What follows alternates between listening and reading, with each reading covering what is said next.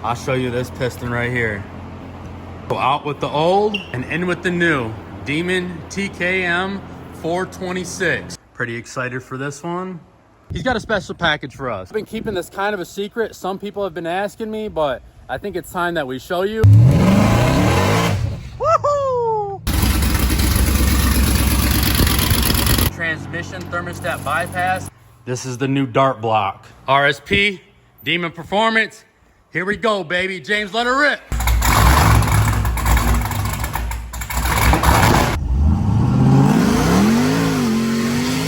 All right, everybody. What's up, YouTube? Welcome everybody back to the channel. We're fresh off the race with quicksand from yesterday. Pretty impressive how Trackhawk was able to keep up with that race car, but welcome to RSP. Let's walk in here and see what's going on with my Trackhawk. So yesterday, I drove here from Michigan. James was like, hey, we got this race, come with me.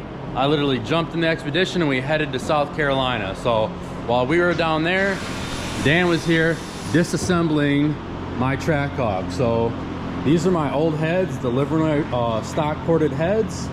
Some of the stuff we're gonna try to reuse, and I'll show you a little bit of everything else. My simple trans, the T-case, American Racing headers, and the front subframe. Dan got everything out in about 2 hours and he dropped the whole subframe in about 2 hours. I'll try to include some clips of him lowering it and getting it out of there.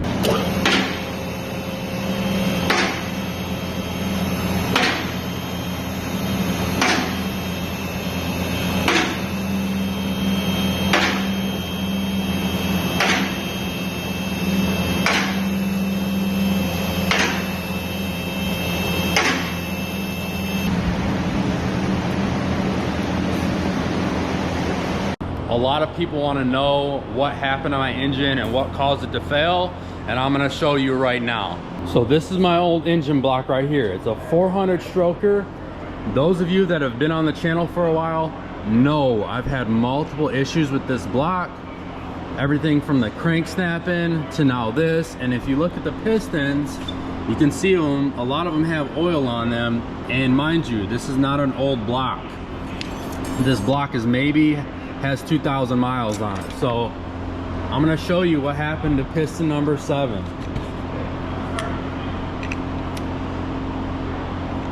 These were coated, everything. So it looks like this one might have been slapping around in a piston.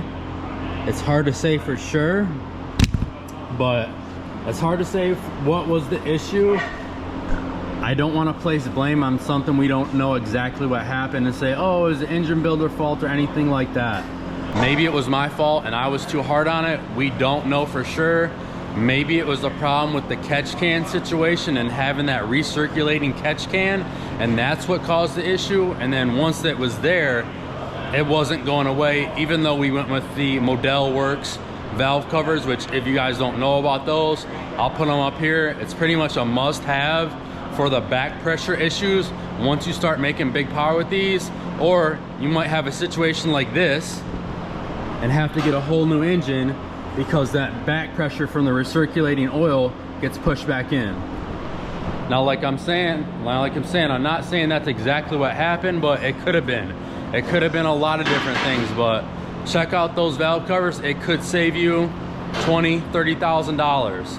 I'll try to get you a little bit better video of the engine. You can see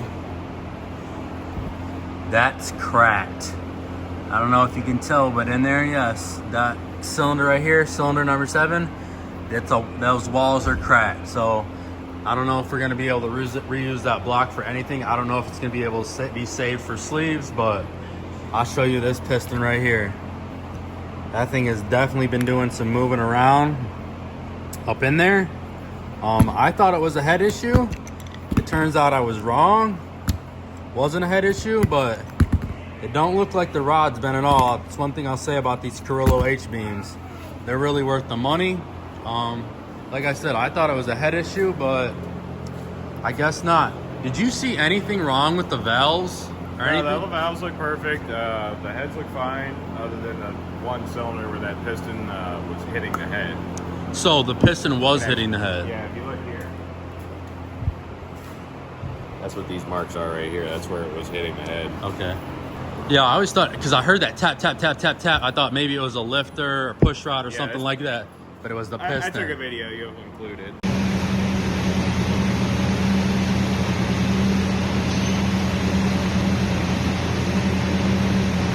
See the damage where it was hitting the head. The other ones, none of the other ones do that. I'm gonna pull it out, see what's going on. Okay. But you can see where the piston was rocking in the bore. So,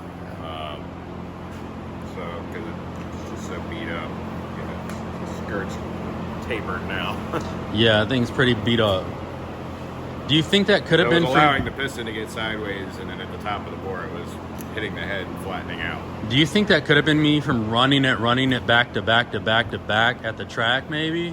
And it getting so hot? Personally, I think this motor wasn't healthy to begin with. That could have contributed to it, but hard to say. It should have been able to take it too. Yeah. Well, let's show you guys the new motor. So out with the old and in with the new Demon TKM 426. I got the man, the myth, the legend here. James, tell him a little bit about this engine and what makes it so special. All right, so what's unique about this engine, there's a few really unique things. It takes the stock EGE block that's found in your Hellcat, and we add a ring in there, top fuel, mini hoop. This allows you to push into the gasket to get the best seal on the head gasket, coupled with brand new AFR heads that have way better clamping surfaces. We won't be popping any head gaskets. What kind of This valves? car is gonna go home. Those are in-canal valves? In-canal valves. We always stress to get the in-canal valve upgrades. If you look, check out these ports. So these aren't just stock Hellcat heads No, and these ported are- and polished. These are airflow research. You see it right here? Yeah. Airflow research, what's unique about airflow research and what's available in the HEMI head game is they're a company that has like 40, 50 years of technology doing it, as opposed to what's out there. And not saying that they're better in any regard, but it's cool to lean on a company that is able to offer that kind of like history and knowledge. And it makes you feel good about using them. If you look right here, there's already some unique things. Like if you go to the big boy man rocker setup, you'll see you have to clearance this on a stock head or a thigh tech and it comes just ready to go from the jump. It's like they really took the time in to make the best possible head. Another thing. We've been leaning to these a lot lately. Another thing that's really special about these, if you look on the intake ports, you see how straight open it is into the cylinder? Well, what's unique about that from the stock casting head or even a Dytech or whatever, it looks like they pushed out the geometry for the push rods, so the intake port is just way more open, and I believe that's where these things get the biggest benefit from. And it's also realized when you get push rods, because the push rods are a different length than you ever see on the other competing heads between MMX and Dytech or stock. Now we are talking a little bit more, not just about like the port size and the cutouts on these, but clamping force. Yeah. We were talking about yesterday on the way down to South Carolina. You want to touch a little bit on that? So there's some things with these heads, right? With a stock head and a Gen 3 HEMI block around the back of the cylinders here, where there's just not enough meat, literal meat here for the head to clamp down. If you look at it here in this area, there's just not a ton of clamping force. Right. With the cooling jackets and the tunnel for the head stud. And the stock head mimics this pretty closely, right? Whereas the aftermarket head, they put a lot of extra meat. That's really not to say unnecessary, but it helps distribute the clamping force on every available surface way better than the stock head does. So these heads are made for like big boy boost, Plus, it's not the idea to say that they're made for big boy boost. Yes, they can handle big boy boost, but these are fixing inherent problems from the design from Dodge. You know, like this is the first big, you know, mainstream aftermarket company to come with an off-the-shelf head because the stock heads work so good. yeah. So there wasn't much they could do. So people are all caught up on the performance, but that's not the only benefit of the head. Right. It's the clamping force. It's the different geometry. There's probably more stuff that we don't know yet that we're going to start learning as we push them, because they've only been out for like 6-7 months, I think. Now, I know you don't like to put a horsepower number on these heads and how much they gain, but what would you say? What I'd say is they flow good. You know, compared to a Thytec or a billet MMX head that they offered, they drop the same amount of boost per pulley. So, you know, all things considered, if you drop these on a stock Hellcat, I say they're worth 60 to 70 horsepower, easily. And you coupled with a cam, that's when it really opened it up. So that's another thing we want Not only just horsepower, because that's not the whole point. A HEMI head already flows a ridiculous amount of CFM. An AFR head has increased clamping force, has better geometry, you know, allowing the better intake track. There's a lot of other reasons why we're doing this. This is, you get this head so I can send you home 12 hours away and know it's not going to lift when you're out with your family at the track. Right. You know, there's a lot more reasons to get this head other than horsepower. These things make tons of horsepower. You can make horsepower with them with your eyes closed, stock and everything. It's more about longevity and being able to maintain and handle the power week in and week out. And you keep these in stock here. Anybody can come pick up a set. Yeah, we stay with sets. I mean, you can see here, we keep these things pretty much on deck. Now I say it to everybody, I'm not particularly biased just to the AFR. To be frank, Trackhawk, one of our fastest trucks, that truck runs MMX heads, and quite frankly, we've had the least problems out of any head we've ever run with those. So, you know, taking all things in consideration, though, the MMX heads are $2,000 more than these. These are available on the shelf. An MMX head is a 6-7 week wait. You know, Rome wasn't built overnight, so if you could plan it out, obviously, you know, depending on budget, there's tons of options. But I'm excited about these, and we've been using them pretty much. We made 1,500 horsepower on a set of 67. You see those turbos right there. On a set of 67 66s, we made 1,500 wheel on a stock crank piston and rod motor on a hub dyno. I'll send you the dyno from it on our buddy Hell Kitty, and that thing turned into. Now you bring up Trackhawk. This is the same exact engine, short block, that's in Trackhawk. Yeah, this is the heart of every stage 2. Every stage 2, this is where I point you first shot. Now to get back on the motor, it's a mini hoop. It's a 10.5 to 1 compression piston. Gives us a lot of bang. It's a 0 deck block, so you're all set up for success. Something special. Every piece of hardware on the bottom end is ARP, coupled with billet mains. Demon TCAM billet mains. We have a Cali's 8 counterweight crankshaft. Thing of beauty. And these are boost line rods? Yes. Diamond pistons with special side coating and a special top coating, that gold color you saw on the pistons. We bumped a stock Hellcat engine has 9 to 5 compression. We bumped it up a whole point, and we're gonna do something else to bring it up a little bit more. I don't know if you want to talk about that. Well, we're gonna drop a 40 gasket on it. Right. For guys that are coming out with a little smaller blower and looking for that extra punch, especially if you're running E85, you have a lot of options to squeeze out power in safe places. And quite frankly, with a good tuner like me, or you know, other guys out there, bumping up compression with just a smaller gasket is, you know, good for half a tenth, maybe even a tenth.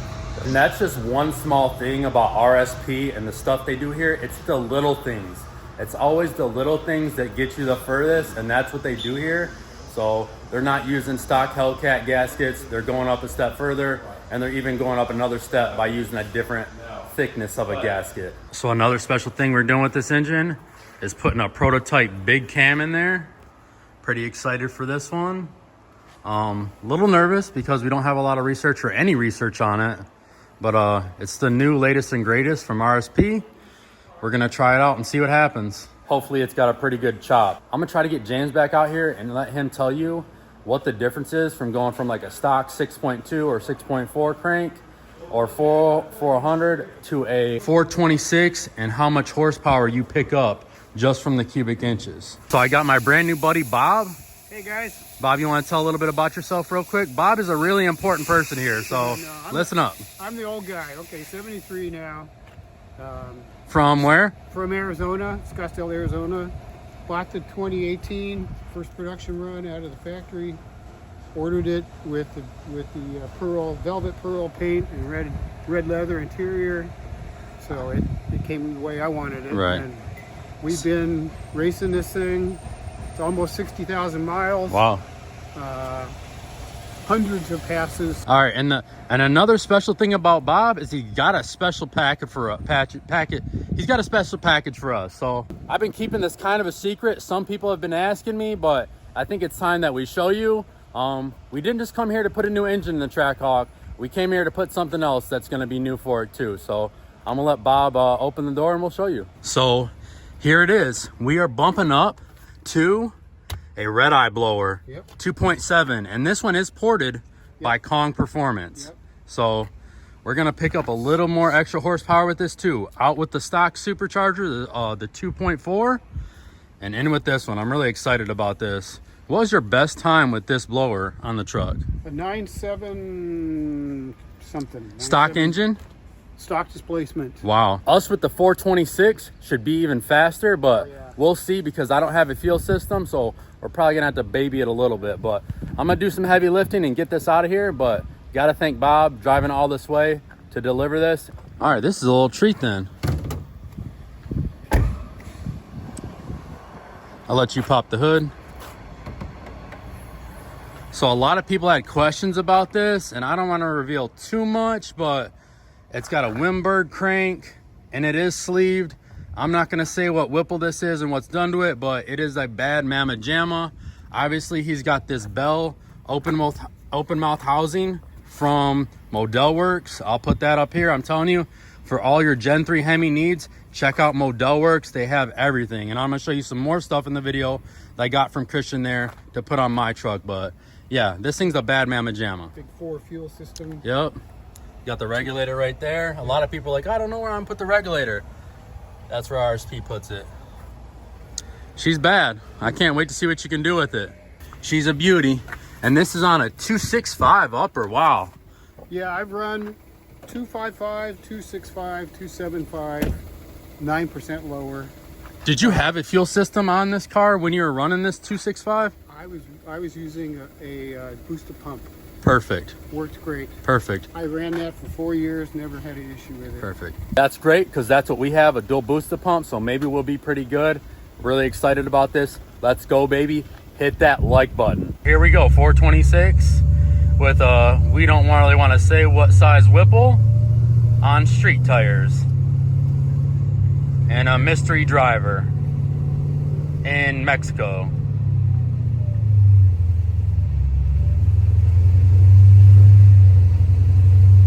See what happens here. Woohoo! Yep, I'd say we're almost completely sideways there. Wow. Yeah, this amount of power with these tires, pretty much unusable. Probably does a lot better from a roll.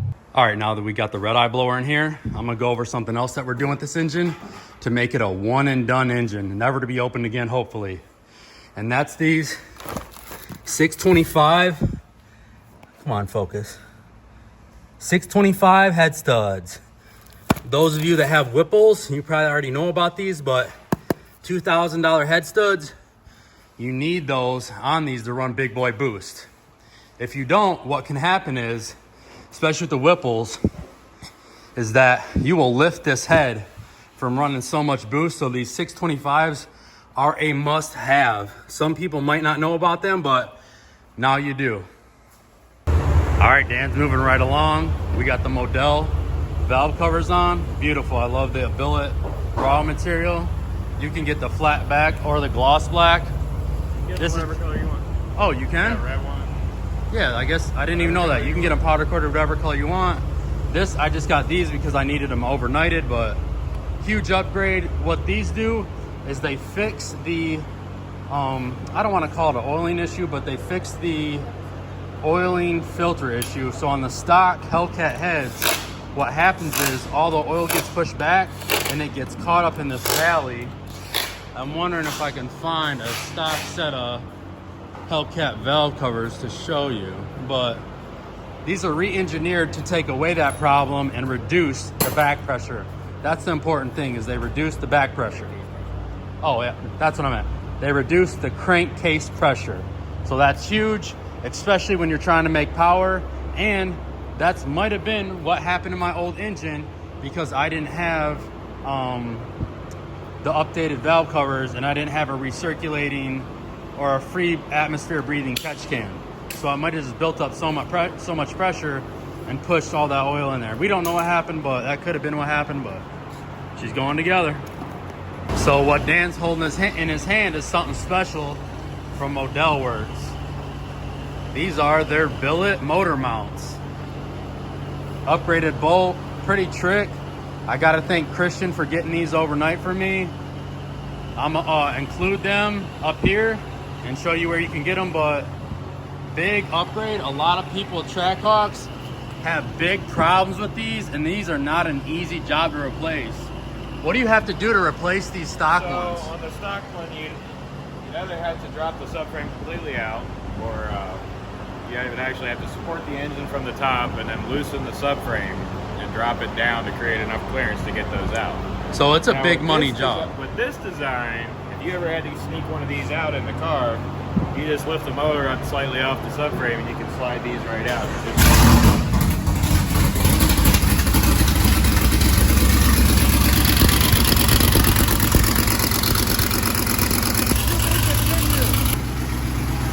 All right, now that Trackhawk is out of here, back to what Dan was saying about these motor mounts. Basically, if you ever had to change the motor mounts in the car, it's easy. You have to get the engine up high enough to get them off the spot. With these, since these utilize a bolt instead, you can just take the bolts out and this will just slide right out without having to lift it up in 3 inches. Gotcha. So a lot better design, and I do not think these are gonna fail on me. Yeah, no, they're solid aluminum. There's no give in those whatsoever. But don't worry, there's not a ton of vibration from them either. On the Trackhawk, the subframe bushings are isolated in rubber, so that absorbs a lot of the vibrations that you would normally feel from a solid motor mount. Okay. So, I know people that have been through like 3 sets of those. Yeah. So, That's a big job to change them, and they're pretty expensive from the dealer. Really, that's the best way to go. so solid upgrade. I'll put a link in the description, but I'll also put them up here if you want to go to the website and pick them up. I mean, just look how cool those look. So, modelwork.com. I'll put it up here like I said. So if you're having a job done where the motor's got to come out, that's a great time to replace these. It's kind of like the built-in cost.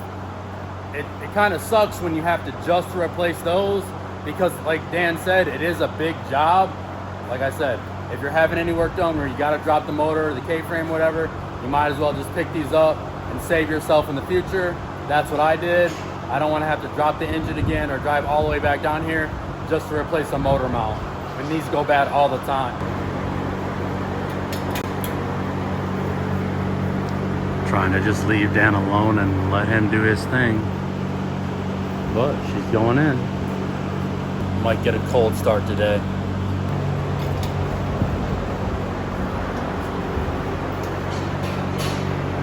High strength bolt, again, check them out, modelworks.com or modelwork.com.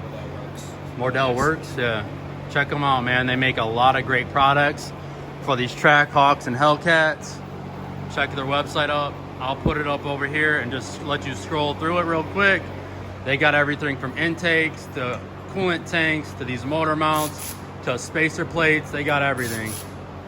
And this is literally like 5 minutes after I took that first video, and we already got the transmission on.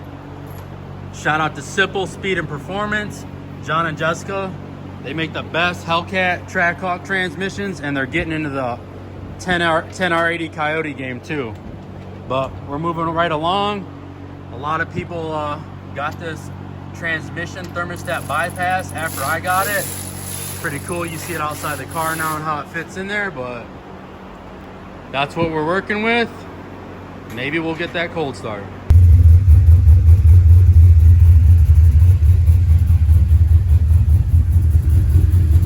Can you guys hear that? Dance baby here. I don't know if I showed this before or not. 5.3 turbo. What size turbo? 70 millimeters. And you said this thing just spools instantly. Oh yeah. You want boost it right there. It's got a nice little lope to it. Yeah, it's got a Texas Speed Bald Eagle cam. Okay. Sounds good. 04L60. Got a new edge rear end. Tubular K member, tubular control lines, coilovers, Cobra brakes, The whole thing. That's the good thing about being a mechanic. You can literally build whatever you want. yeah, pretty much. All right, I had somebody ask me in one of my last 2 videos about what's under or in this trash bag, and I'll show you right now. It is something that is pretty special. If you have any type of HEMI, Gen 3, or even if you just want to put a Gen 3 HEMI in your hot rod. So I'll show you right now. Like I said, I wish that I could have went with this, but for timing reasons and money reasons, I won't lie, I could not. So you might know what it is by looking at it. Here is a stock 6.2 Hellcat block. I'll show you right there. Just look at like the ports for cooling and the water jackets and everything like that. Now look at this one. Looks like there's a lot more meat, and that is because this is the new dart block. James got one in. I'm not gonna say for what truck it is, but yeah. So this adds a lot of strength, as you can tell. What Dart said they did, they changed the oiling system on these and improved the cooling capacity or the cooling flow of these. So a lot better of a block. It's an iron block. It has all steel 4-bolt mains, comes with it. It's not something you have to purchase extra. This thing is it's bad, and they say the cool thing about this is it can be bored to 4.25, which means you could pretty much almost have a 500 cubic inch HEMI. So pretty bad, pretty mean. I have to say I do love this thing. I wish I could have got one for the Trackhawk, but it's nice to even look at, and I will go do a side-by-side with this. I'll take some pictures for you guys and post them so you guys can just look at the side-by-side. But that's pretty much all I know about the dart block. Who knows how much it can handle? It really hasn't been tested, but I'll tell you right now, James is sitting in that office, and he's the one guy that will put it to the test and see what it's capable of. Just to catch you up on everything we got done today, or what Dan got done today, he pretty much has the whole engine assembled. I mean, it came in here in a short block, and he got it all together. We still have to put the supercharger on, the new Hellcat Red Eye supercharger, ported by Kong. This thing is bad, and it is on a 265 grip tech. Let me spin that around. 265, so we are going to be making all the boost, and we are going to go with the Model Works spacers. So these spacers, I wish I could have shown you before. I have the other forced induction spacers at the house, but the thing about these spacers, and I'll try to show you tomorrow, is they actually fit over here, and the hole is bigger than the port on the intake. On the forced induction spacers, these holes on the spacer are smaller than the intake holes. So that's just something I learned, because if you guys remember, I had a lot of problem with those, and that's why I switched to the Model Works spacers. So we got the simple speed and transmission hooked up.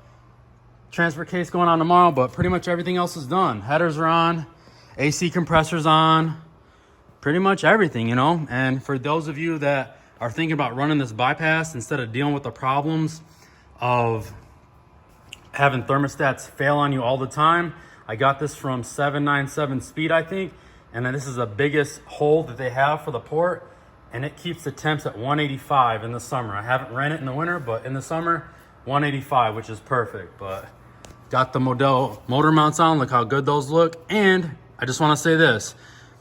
If you're ever going to go turbo with your Hellcat engine, you're going to need these because, especially if you go with RSP, because their Hellcat turbo manifolds have to be used. These have to be used to fit the headers. Nobody brings Trackhawks in or other cars in and gets them out this fast. I mean, you will never understand how busy this guy is until you hang out with him. He's always on the phone, always talking to a different person every 5 minutes about their problems or how they want him to fix another shop's problems, which is what I always tell people. Save your money and come to RSP first. Trust me, I blew almost 40 grand and never got into the nines. And we're hoping with this, what, 9.6 maybe? Yeah, I think tomorrow we'll go to 60. Yeah, so. With the new setup. That's great. You see it talk about. Yeah, talked about the red eye blower. But yeah, RSP, like it says on his chest, the leaders. Yeah. Cannot thank this man enough. I seriously. Yeah, we got this thing locked in. We got you in. Yeah. We were able to turn this thing around. Probably it's going to be 3 days. That's insane. And that's not something that's just unique to you. That's kind of what we do for everybody. Yeah. We've put in place a method that's been refined over probably like 60 or 70 Trackhawks at this point, on how to disassemble and reassemble these things effectively without having issues. Any issue we have has been solved 50 trucks ago. Yeah. Like you were on a phone with the guy earlier this week about a heads cam, and you told me, 3 days. And he's like, what? And you're like, yeah, like normal business, 3 days. Well, like look around here. You've been here couple days, and every day you're in here, there's different cars in here. Yep. I don't have the luxury to have a car sitting around between, Dan and my other guys and my off-site. It's like a lot, and we have to keep these things rolling. Yep. And I'll tell you what, the team you assembled, they do not play. Literally, sitting, short block, no oil pan, nothing. Oh yeah, no. Complete. This thing drove in here yesterday. Yeah. And that motor's disassembled. Not only was the motor taken out, it was diagnosed to figure out what was wrong. So we could try to get an idea if there was something wrong with the harness or if we're putting together another bomb. We had an injector issue. What did we see? Et cetera, et cetera. Well, took apart the oil pump to make sure we didn't see any material in it. Yep. If we did, we would have replaced the oil cooler. Just little things that we've learned along the way. Just throughout the build in every aspect of this vehicle that's been refined, it's been messed up, it's been fixed and solved. And the mistakes, you're only bad if you make a mistake more than once. So like, right. I would say things weren't mistakes as much, just learning and just figuring out the best way to assemble. I mean, there's even another level to this, like these valve covers that we created and we built with Model Works. You see this beveled edge? This is for install. When you go to install these valve covers, you can just slide them in just right. That fits no other purpose but to help you install it. And like when you're doing this job, you'll be like, damn, like. I tell you what, after looking at it with the AFR heads and everything, I almost don't want to put it in. I wish I could just have this set up, sitting in the garage in the corner somewhere. Yeah, the worst part about this is when we do put it in, we're going to cover this side too with an idler. So you won't even see the AFR goodies. No. Like, you'll know something's up, but you won't see it. I mean, I think you should take a moment to show them. Look at these AFR heads. Look at the casting difference around the bottom of the exhaust port. You see how it overhangs? That goes back to what I was saying about that increased clamping force. Do you see just how it's just meat? They're nice. And then, shout out AFR. AFRs. And then coupled with your 625 studs. Yeah.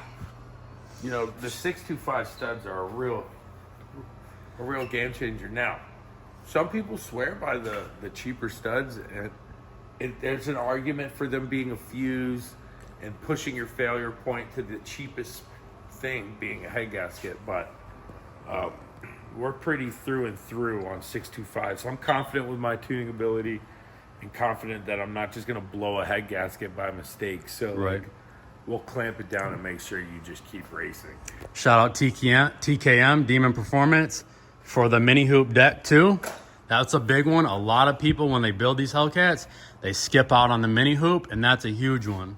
You know, when you quote these motors out to somebody that's a prospective buyer to do a big Hemi, a shop, the price ranges you're going to see are going to be all similar, but what you get will be different. Yep. And that's why I tried to say, like, Cole's basically will be this motor for basically cheaper than his motor, and he has the best parts literally you can get. Like, think about this like in a video game, and you're, you know, maxing out an engine. This is every part is on the bottom of the list. It's like the best part, except the crankshaft on this. Now the crankshaft is like a stellar crankshaft. It's very good. Cali's a counterweight, but the notch above is a Windberg, and a Windberg crankshaft with itself, with the finish and, you know, what you need to do to install it, is equal to the whole rotating assembly that's in the car right now. That's a billet one, $5 grand. It's closer to $7, all said and done, with all the machine shop work that goes with having the wind finish and etc. Wow. But it's an X275 crank. That's for like 3,000 horsepower limit. But what do you think about it's man jewelry? It's not really a need. Right. It's man jewelry. What do you think about the aluminum blocks for these? You know, the problem with these blocks, the only reason to go aluminum would be weight. Right. But our biggest problem that we're seeing with these blocks isn't the weight, and weight really doesn't hurt us as much as you think. I mean, these things make a ton of power. It's these blocks don't have enough support around those cylinders at the levels of power that we're pushing. What do you think is the limit? Like 15, 14? Oh, the stock block? Yeah. No. The limit's like, I think the limit's right around 2,000 or 2,100. Until you start cracking the cylinders. That's when things start breaking on the block. And like, if you can understand the logic, like for nobody's fault. Like, you make a clean run, no knock, no, you know, good load timing, great fuel, no issues, and you have a failure. Yeah. That's what I dictate as being like finding the limit. Right. Because once we get to a situation where we're having these repeated failures of just the block, I mean, you're not talking about, you know, anything else failing, but so if you're gonna make 2,000 horsepower plus, you recommend the sleeves. Yeah, well, no, I recommend a dart block. You want to talk a little bit about this dart block? I was showing them there earlier. I told them, you know, you could probably, what did we say in the car yesterday? 482? Theoretically, you could go to a 482. You could go to a 425 stroke or 425 bore. Can you elaborate on some of the stuff that makes it special? I said, you know, it's got different oiling, the bigger ports, more meat to it. It goes way beyond that. I think a good example would be coming to show here. Yeah. If you look right here, this is Cole's old block. In this area right here, this is where the lifters go in and they sit on your cam tunnel right here. This is a big support area for your block, right? If you see here under the lifter bores, it's an open cavity that's unsupported in the casting, right? So think about the cylinder. You see this big block and you say, man, this is a big iron block. But all you have supporting your cylinders is this. This is it. There's really nothing else than this. This is your maximum thickness is irrelevant. Your strength is dictated by your minimum thickness. So like each cylinder is like, that's it. And then if you look at this slit right here and you look down at the chamber, there's literally nothing behind there. Then if you look here, if you look here, these are cooling jackets. This is where the water runs through your block and then goes through your head. it's just to keep this all cool, right? Right. And like, this is actually a really good design. Just the demands at 2,000 horsepower are just ridiculous. So compared to the Dart block. What Dart did is like wildly different. If you start up here on the cam tunnel, if you can see, they don't have the 4 ports messing with any stability and rigidity in the upper part of the block. Coupled with, in the lifter bore area, it's a solid piece of metal and hunk coming out from the bore going into a supported section there. Yeah. Furthermore, if you look, the cooling jackets are smaller. Now, a lot of guys that are doing with the BGEs that are really pushing them farther than we have successfully are taking the stock area that we saw that was way more enlarged and actually shrinking it down to a piece like this by filling it with cement. So like when you hear somebody doing a half-filled block or whatever, this is actually what you're trying to emulate. Mm-hmm. I mean, look how much more meat on the bottom of this you have compared to this. It goes even further. Oh, that block's got a little window on it. Yeah, this was done by a local tuner out of Philly. No name drop? No name drop. Okay. So, what is the guessed horsepower rating this can hold? I know nobody knows. Nobody's going to push it. I mean, you're going to push it. What do you think it'll hold? 3,000 plus? I don't know. We'll see. I'm going to try. What we're going to throw at it, I want to put 23 to 2,500 horsepower out the flywheel. Do that. So we'll see what happens. Yeah. We're top fuel hooped and we're going to run copper gaskets with it. So I'm pretty confident it's going to hold, but obviously it's going to be our first one to push something like that. So we'll see how that one goes. Well, I just want to thank James for putting this whole team together. If you guys been following me on this channel, my last channel, you know what me and the Hawk have been through. I was literally going to sell the Trackhawk and get rid of it. And James hit me up and he's like, hey, I can fix all your issues. And he has. He's literally saved the day. And we talk about this all the time. As guys will spend money with the shop, have a horrible experience, sell their car, and never get into the car game again. And they ruin the hobby for that person. Literally saved my life. The best decision I ever made was coming to James and RSP. I cannot wait to get this thing in the car and it to do some serious damage at the local track and in Mexico. But until next time, everybody take care and stay blessed.